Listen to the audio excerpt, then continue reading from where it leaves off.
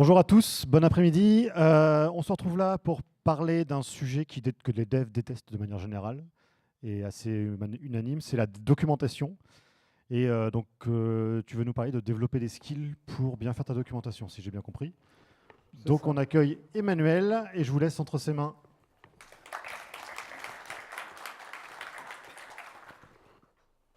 Merci pour l'accueil. Le code change. Le code change tous les jours. En fait, dans un grand nombre de repos ou de code base dans l'entreprise, les code bases sont mis à jour au quotidien. Donc le code change tous les jours. Et est-ce que la documentation, elle suit ce rythme? Alors pour moi, il y a deux sortes de documentation. La doc produit, qui est dédiée pour les utilisateurs du produit. Que ce soit une application ou une librairie pour open source. Et on a la doc technique, donc celle que je définis là, qui va s'adresser plus aux contributeurs du repository ou des développeurs qui vont s'occuper du repo. Et cette doc technique-là, elle va nous aider à comprendre le code et à le faire évoluer dans une direction que l'entreprise ou le groupe qui le maintient a choisi. Et aujourd'hui, en 2026, on a les agents de codage. Et avec ces outils-là, je me suis posé deux questions. Pourquoi on écrit la doc technique et qui va la lire? Donc, bonjour, je suis Emmanuel Sandorfi et je vous présente ma première machine. Ça, c'est un IBM PC XT et en couleur, 16 couleurs, vrai luxe à l'époque. D'ailleurs, j'adore le coin rétro au DevQuest, donc merci pour le rétro gaming ici. Aujourd'hui, je suis ingénieur logiciel chez Lighton. Lighton, on travaille sur une plateforme RAG pour l'entreprise, donc des bases documentaires avec les LLM, donc de l'AI tous les jours. Et je vais vous raconter comment on a œuvré dans une de nos codebases sur le sujet de cette doc technique, justement.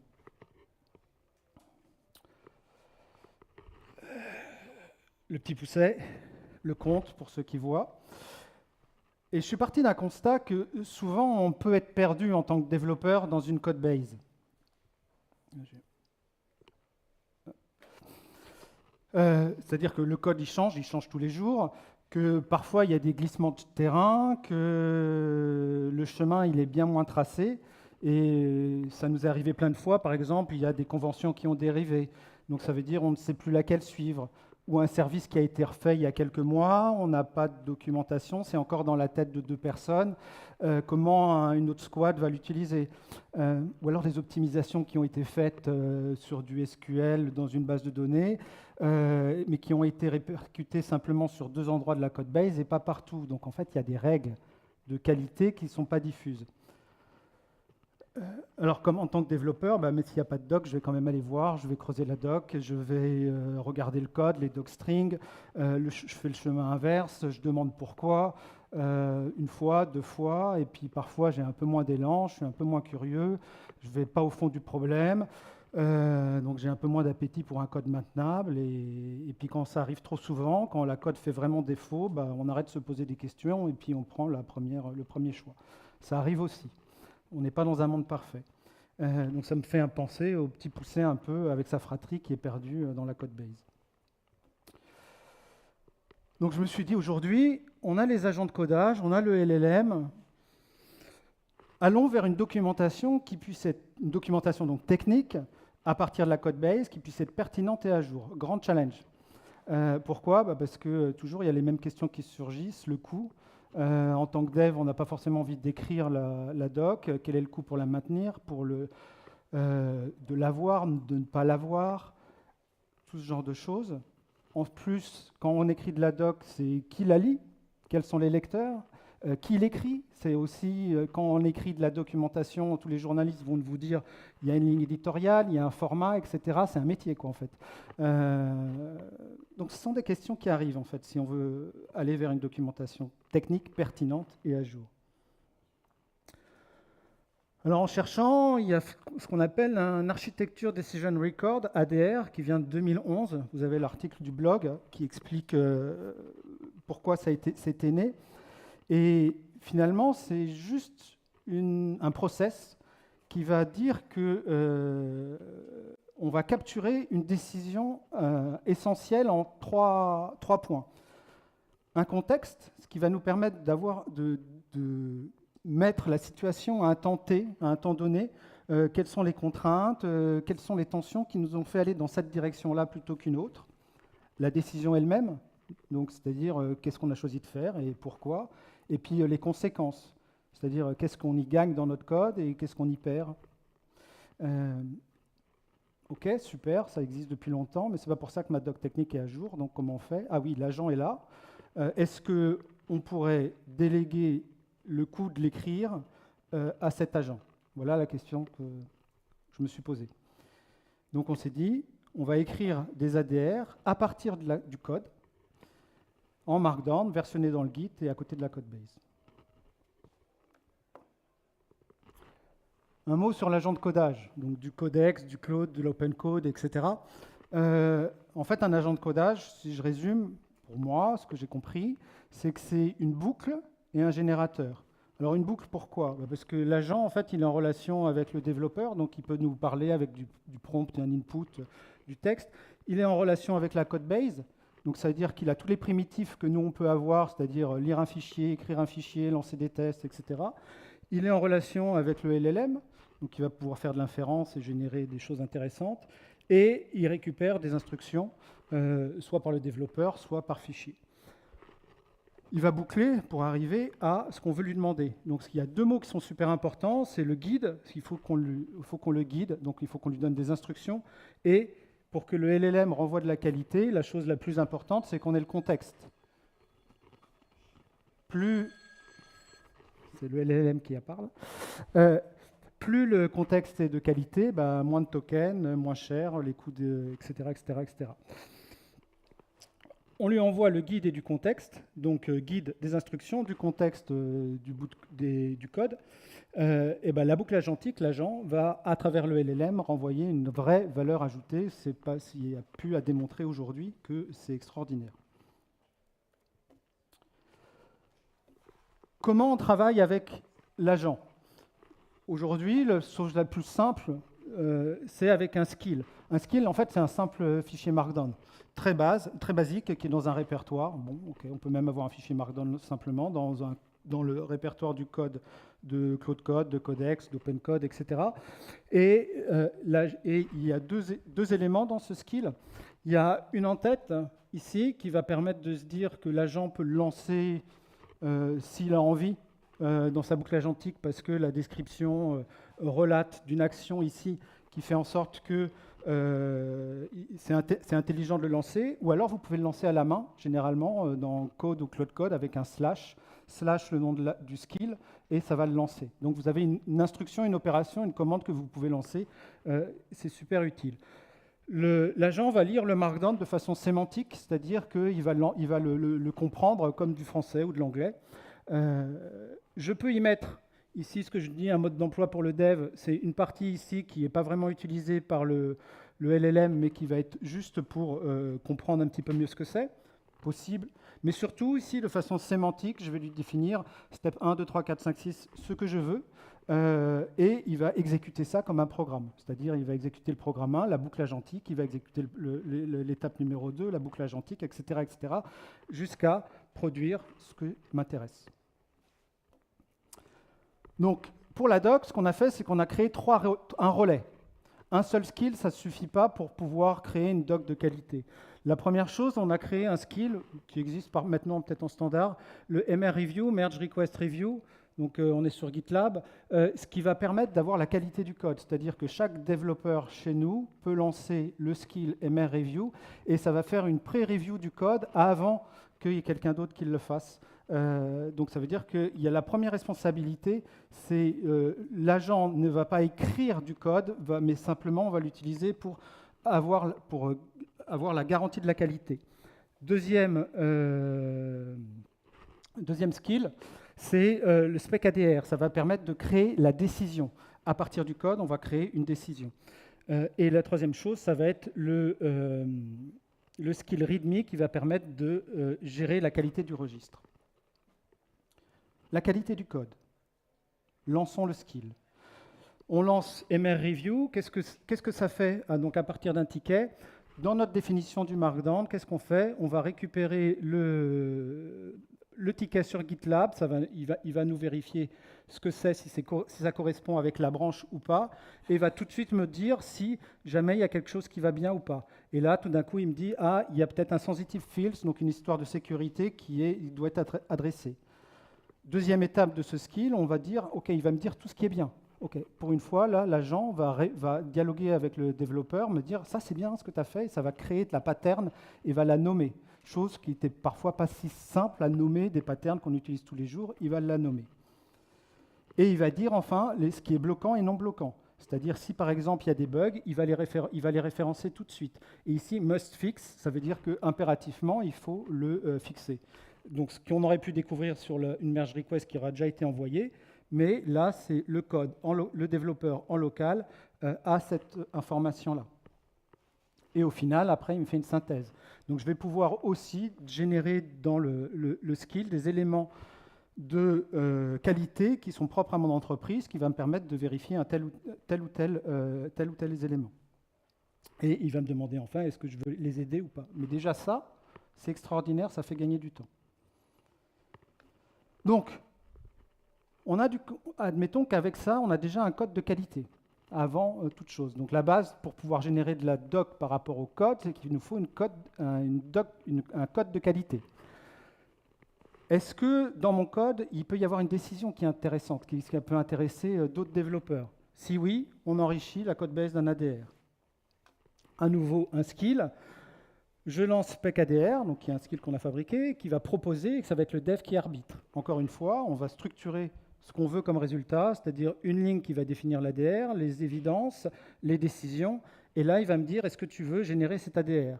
Mais on voit qu'il est fait, est-ce que tu veux ajuster le scope? Ça veut dire que là, par exemple, il a trouvé que dans la récupération, il a trouvé quelque chose sur un fixe de permission. Donc, typiquement, là, le dev, il va arbitrer. Ça veut dire, OK, je veux que tu travailles sur la recherche des keywords pour le debug, mais je ne veux pas que tu me mettes dans l'ADR, dans la documentation, un fixe sur la permission. J'ai fait tout ça dans ma code branche. Mais en même temps, c'est cet ADR-là qui m'est intéressant. Donc, aux développeurs aussi de filtrer ou d'arbitrer. On a rajouté également que l'ADR va augmenter nos décisions. C'est-à-dire que, OK, la doc, mais elle sert à qui? À qui la lit? Qu'est-ce qu'il en fait? Donc, on peut lui demander qu'il vérifie un certain nombre de choses et que de la décision, il y a peut-être des règles de qualité qui vont s'appliquer à l'ensemble de la code base. Par exemple, ici, j'ai une nouvelle fonction qui me permet de rechercher, d'avoir un modèle pour faire une recherche. Dans ce cas-là, il y a une façon de l'utiliser.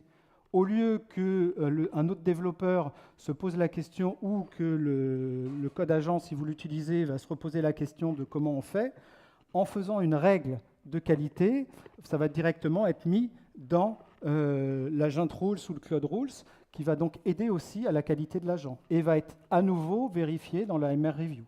Donc on a déjà une boucle que ma doc technique aussi permet de mettre en qualité la review et l'agentique et les développeurs. La gouvernance ici, c'est-à-dire pourquoi c'est fait, c'est encore une fois, c'est codé dans le skill. Ici, on est step 5, par exemple, on a clairement défini place rules. Donc si jamais j'avais un programme en Python ou en C ou n'importe quoi, j'aurais défini une fonction, un service place rules. C'est pure sémantique et c'est réellement utilisé comme un programme, et donc le skill est réellement un programme pour l'agent. Sauf qu'on le voit en sémantique, donc c'est-à-dire en français ou en anglais. Et c'est facile à mettre à jour. Au cœur du skill, le template, on va lui définir ici step 4, donc je reviens un point avant, ça veut dire on va générer, et là, typiquement, je lui donne en Markdown le type de ma documentation que je veux générer. Et c'est lui qui va trouver l'histoire. Donc là, vous avez du vrai prompt engineering, ça veut dire qu'on lui dit le contexte, on veut 2 ou 4 séquences, 2 ou 4 phrases. Pareil ici, des preuves concrètes. Et ici, par exemple, ce qui est intéressant, c'est qu'on va lui dire je veux des métriques, c'est-à-dire comment c'était avant, comment c'était après.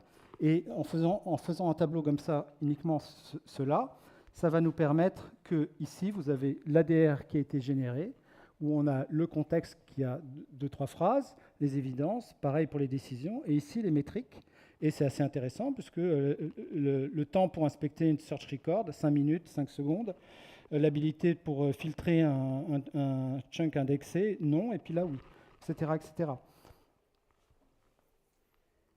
Géant. Ce qui est intéressant dans ça, c'est que c'est encore une fois, c'est le développeur qui prend, qui prend le temps de le faire. C'est-à-dire c'est à lui de le faire. Néanmoins, s'il y a plusieurs développeurs qui font ça, il faut la qualité du registre, c'est-à-dire que comment sont faits tous ces ADR, toute cette doc technique qui se rajoute à la code base. Dans ce cas-là, il nous faut un autre skill qu'on a appelé README, qui permet juste d'avoir une liste et une qualité un petit peu de ce qui s'est passé dans la code base pour qu'on puisse en parler ensemble. OK, on a automatisé plein de choses, mais maintenant, l'idéal, c'est qu'on parle, il y a de la présence, il y a un échange, et c'est comme ça qu'on avance. Il y a les deux axes qui sont là. Et ça va permettre d'automatiser un peu et de provoquer la discussion. Donc, sur 3 mois de pratique, voilà ce qu'on a eu à peu près. Donc nous, on avait sur 3 squads, 10 domaines à peu près. Il y a eu 46 décisions qui ont été faites.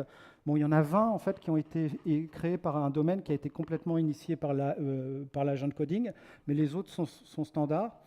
On voit qu'on a de l'agentic enforcement, du CI, et donc un certain nombre d'éléments purement software qui sont à valider, qui sont à vérifier.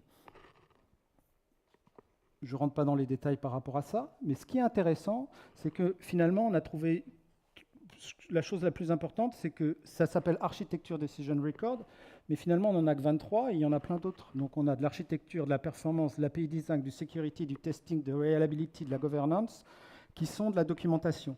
Donc ça veut dire qu'aujourd'hui, le fait de faire ça, ça va nous prendre plus d'informations et finalement, on pourrait dropper l'architecture. Ce sont des decision records, presque des codes decision records, qui font que chaque fois qu'il y a quelque chose qui est bien dans la doc, qui a été codé bien dans une branche, dans un commit, on va pouvoir le sortir, quel que ça soit, si ce n'est pas que de l'architecture, si c'est de la sécurité ou de l'API design.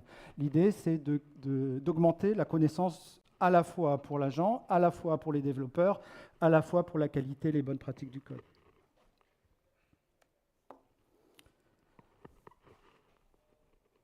Ce qu'on a appris au final, si on revient sur notre histoire de petit pousset, c'est que c'est le dev qui arbitre vraiment, ce n'est pas l'agent. L'agent est un outil, le dev sait l'utiliser. Et c'est la combinaison des deux. Souvent, moi, ça me fait penser au cavalier et cheval. L'agent est un cheval et le dev est le cavalier. Chaque décision, ça devient un petit caillou blanc dans la code base. Ça veut dire qu'on peut retrouver notre chemin à l'inverse. Et ça a un coût facile.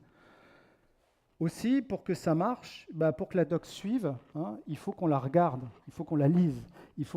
Sinon, ça ne sert à rien, encore une fois. Donc le fait de le créer en local, ça donne plus de responsabilité à l'individu, et l'individu peut avoir en même temps un élément de partage, et donc, encore une fois, on augmente la qualité et de la relation et du code.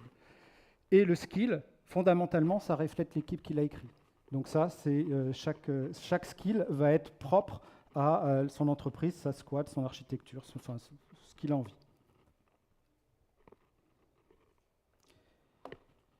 Et pour finir, je finis. Tout ça, pour moi, c'est pour créer un skill, vous pouvez le commencer à partir d'un prompt. Donc là, vous avez un starter kit qui reprend un petit peu les éléments de ce qu'on a vu. Si vous voulez le lancer, il y a les slides à l'intérieur qui vont vous permettre de démarrer dès lundi. C'est bon.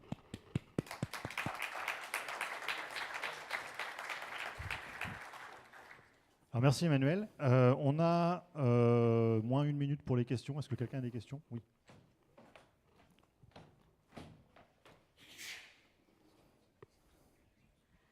Bonjour. Moi, je suis pas climato-sceptique, je suis plus IA-sceptique pour plein de choses, mais bon, soit. Vous trouvez pas que ça fait beaucoup de bruit, en fait, 46 ADR en 3 mois? Enfin après, moi en plus j'adore la doc, je trouve ça génial parce que même si le code, même si c'est le code en fait qui fait foi, la doc ça permet de rentrer sur des projets, des readme bien expliqués, ça permet de monter son projet, de comprendre ce qui se passe, etc. Mais 46 en ADR en 3 mois, qui les lit? La première chose, ça va être le skill qui va les lire. C'est-à-dire que là, sur 3 mois, attention, c'est un jeune projet, c'est-à-dire qu'on n'a que 3 mois d'expérience, donc je vous donne un retour de 3 mois simplement, c'est-à-dire qu'il y a encore de la maturité. Mais là où ça devient intéressant, c'est encore une fois, c'est qui la lit, qui l'analyse. Pour l'instant, effectivement, elle est créée par l'agent, elle est vérifiée par le dev, elle est réutilisée par l'agent pour avoir des règles agentiques, et après, elle est mise pour qu'on puisse en parler ensemble. Donc en tout cas, chacun ne la lit pas forcément, mais en tout cas, les topics sont référencés et on a un changelog, mais beaucoup plus concret et décidé et choisi. Donc encore une fois, ce qu'on a vu, c'est qu'il y a du plus et il y a du moins. Il faut certainement écrémer un petit peu, mais en tout cas, c'est à vérifier. C'est comme n'importe quel projet, il faut l'étudier. Ouais. J'entends, je suis pas convaincue, mais j'entends. Oui, bien sûr.